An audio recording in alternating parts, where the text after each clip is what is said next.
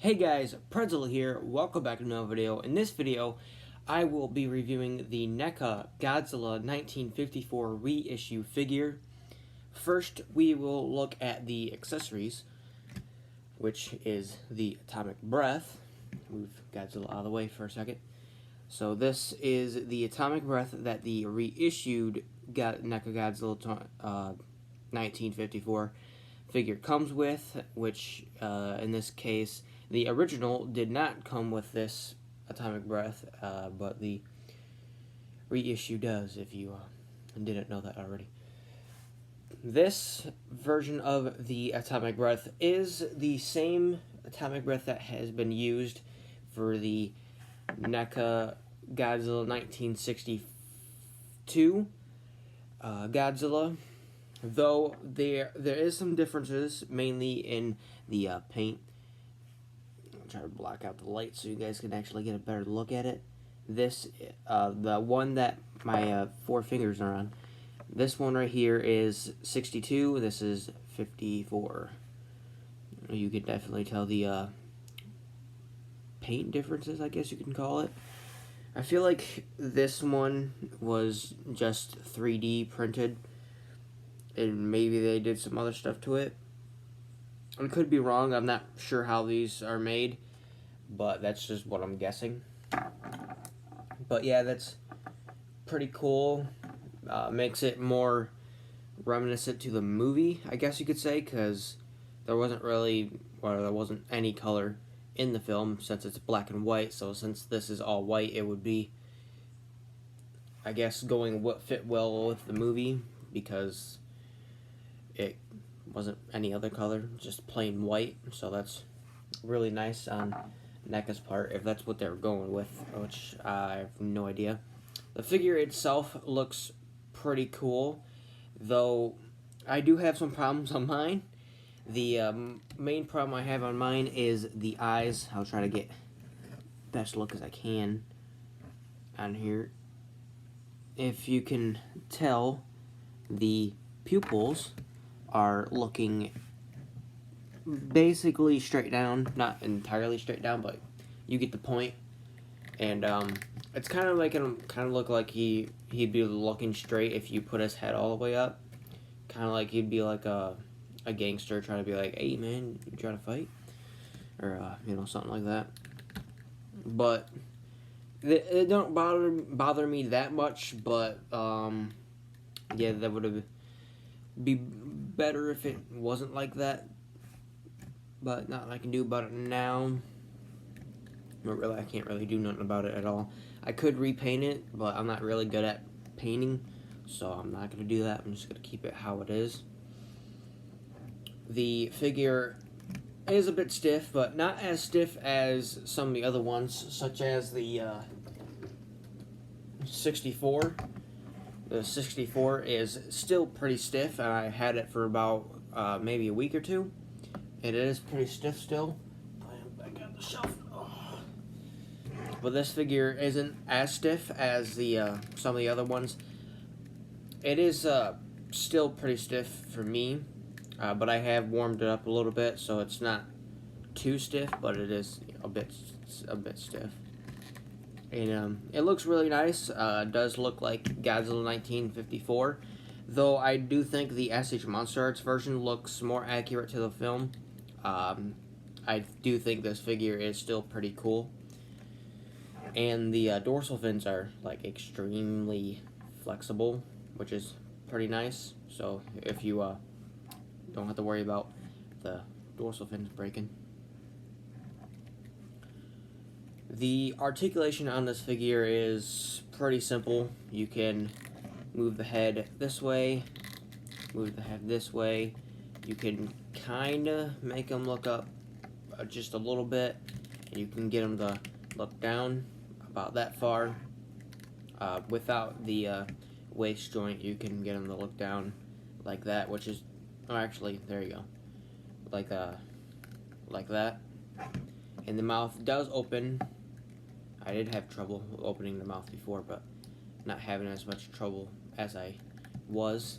And to put the atomic breath in the mouth, there is a hole see if I can get the light in it. Hold on, let me try this. If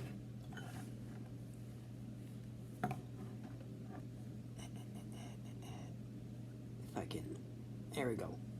All the way back there, if you can see it, there is the hole.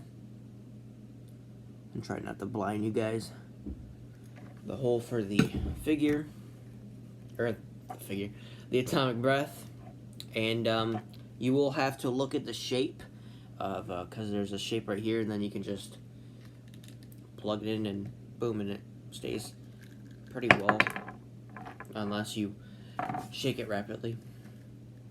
But of course, same thing with all the other ones. It just shoots down. Here, I'll give it an example. Gotta put it in the right way. It just shoots down. It doesn't go anywhere else. I mean, you could make it go sideways and whatnot. Oh, I'm gonna blow you in the fish. But yeah, it just mainly goes down. The arms go out this far and go in like that. You have 90-degree elbow joint. There we go. And you can swivel the wrist. You can also swivel on the elbow here, though not sure why anyone would do that, because it's not really useful at all. And you can also do it here at the base of the arm. Not exactly 360, but you get the point. I'm not gonna fix it. There it goes. And then with the fingers, you get the infamous Neca grabbing movement, where you can grab, be like, bring it on, man, bring it on. Trying to fight. Got that. And then you get the waist swivel, where you can go all the way 360. And it does help by looking down, though it does not help looking up, which is, I guess, pretty nice. In the legs, this is where it's most stiff at. You can kind of go 360. That's as far as I can make it go. And you can, you know, can't really kick straight, so you'd be kind of kicking sideways, like. And then with the knee, at first I didn't think there was any joint in the knee because it was extremely stiff there, and I was like, hey, maybe there isn't a joint, but there is. It's more, I can move more of this one. See if I can do it.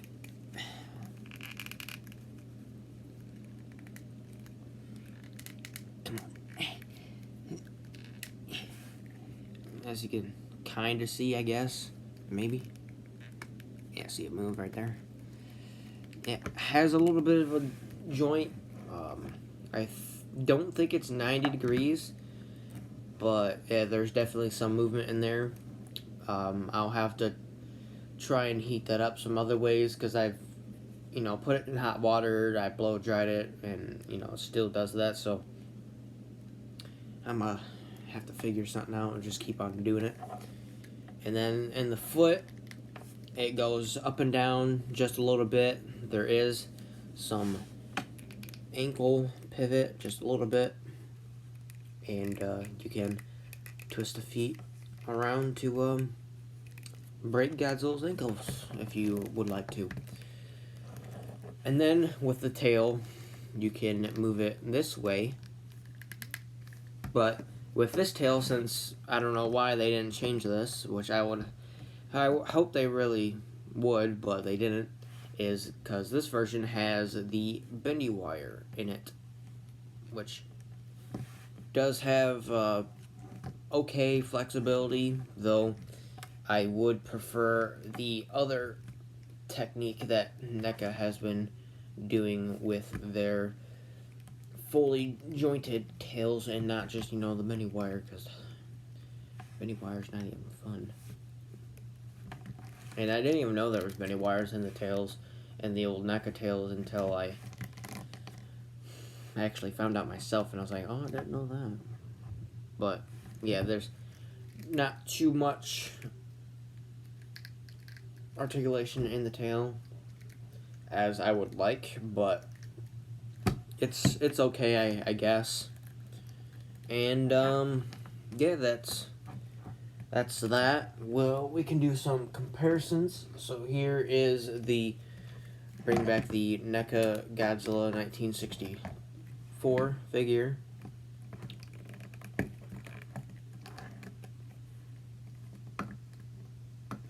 Pretty hard to tell who is taller. I think what the heck, man? What's up with this guy?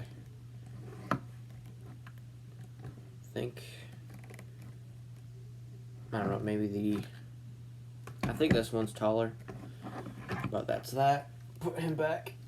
And we'll grab the 62.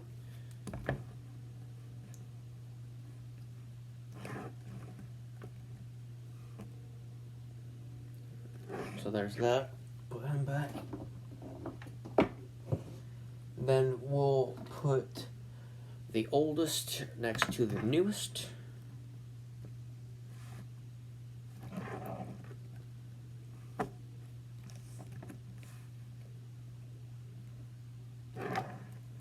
So that's that.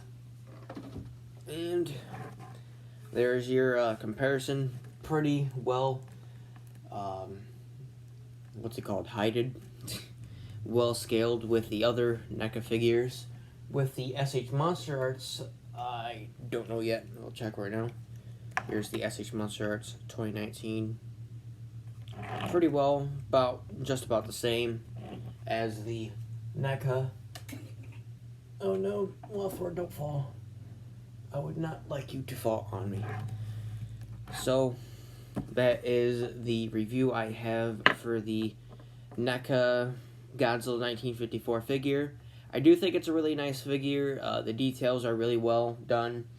The articulation is pretty good on the most part, definitely like on this areas, but you know, minus the tail, because I don't really like the tail too much.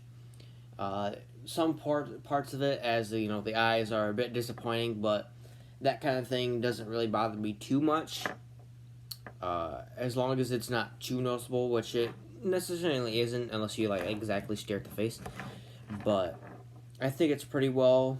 Would I recommend this figure? I'm not 100% sure. If you would like to pick him up, if you're thinking about it, then yeah, sure, why not? But if you're like, hey, if this good figure good or not, I'd probably tell you it's good, but I don't know. I'm not really good at making decisions. But if I were to rate this guy, or rank it, whatever you want to call it, I'd probably give it a 8 out of 10 due to some issues and some things that I have that I don't really like about the figure. But the figure itself is pretty cool, and I will be using him in the stop motions, though I don't think I'll have him fight anyone, because this version of Godzilla is probably like one of the weakest Godzillas. So I don't think I'll have him fight anyone. I'll try to figure something out, but in the meantime, this is the review, and I hope you guys enjoyed, and I will have another video out later that is not exactly Godzilla related, but kind of kaiju related. But thank you guys for watching, and I'll see you next time. Bye.